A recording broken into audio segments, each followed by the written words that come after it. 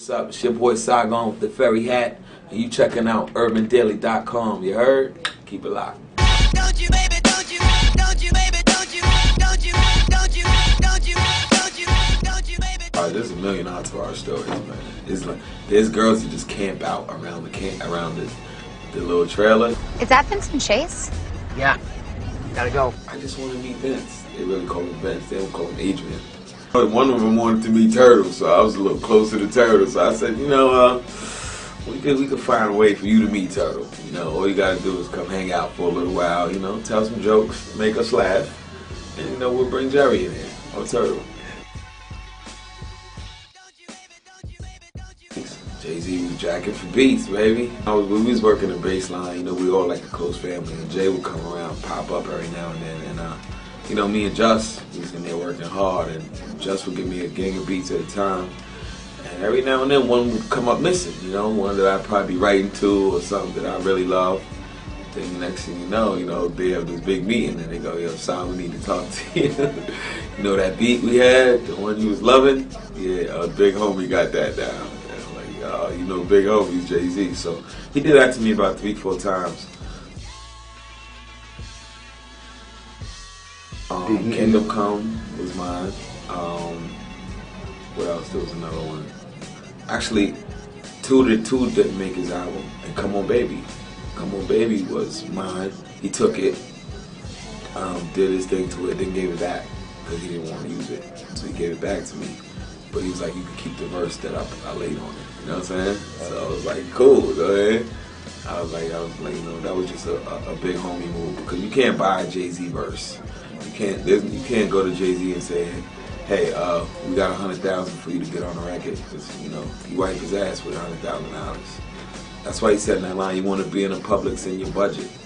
That means your whole recording budget. That means if you get him, there's no more money for producers, studio time, nothing. It's in your budget. Got off Atlantic Records March 10th of 2010. All these years, I've just been sitting around. I was still on Atlantic Records this whole time. Technically, they wasn't putting my music out, but I was still contractually bound to them until March 10th of this year.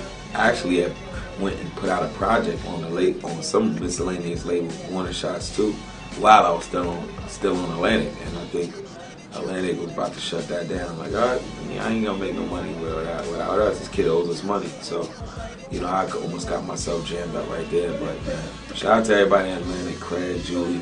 I love what I learned from that experience. You know what I'm saying? I learned a lot. We have a non-profit organization to where we take kids whose parents are incarcerated, or now we just expanded it a little bit. Now that we got a little bit of money, so at-risk kids that are young and going down the wrong path, the paths that we went down, we like to snatch them up, man. We put them in the academic things. We teach them manhood training, little things is how to tie a tie, how to look somebody in the eye when you speak to them, and just teach them the importance of education, the importance of learning. We hooked up with Glenn Toby, the Book Bank Foundation, so we go to homeless shelters and pass out books and toys, and I just feel like, man, there's so much work that needs to be done in the black community and our communities, and nobody's doing it. You know what I'm saying? Yeah, every now and then, Thanksgiving comes, somebody will pass out a turkey and think that's community activism. That's not activism, because Thanksgiving is one day out of the year. The whole other 364 days, these people are struggling, and if just a little bit of my time, a little bit of my energy can help, I'm willing to do that. Actually, he reached out to me one time, 4 years ago, and he let me know that he forgot. I actually apologized to him. So I let him know I was young, stupid.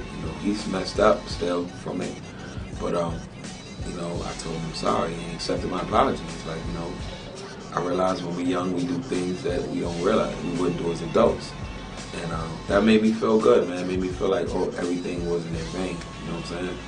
There's a few more people I shot that I want to wait for them to reach out, man, because I'm sorry. I just want everybody I shot or robbed or stabbed when I was in the street to know that I apologize. I'm sorry. I'm a changed man, and I hope you accept my apology.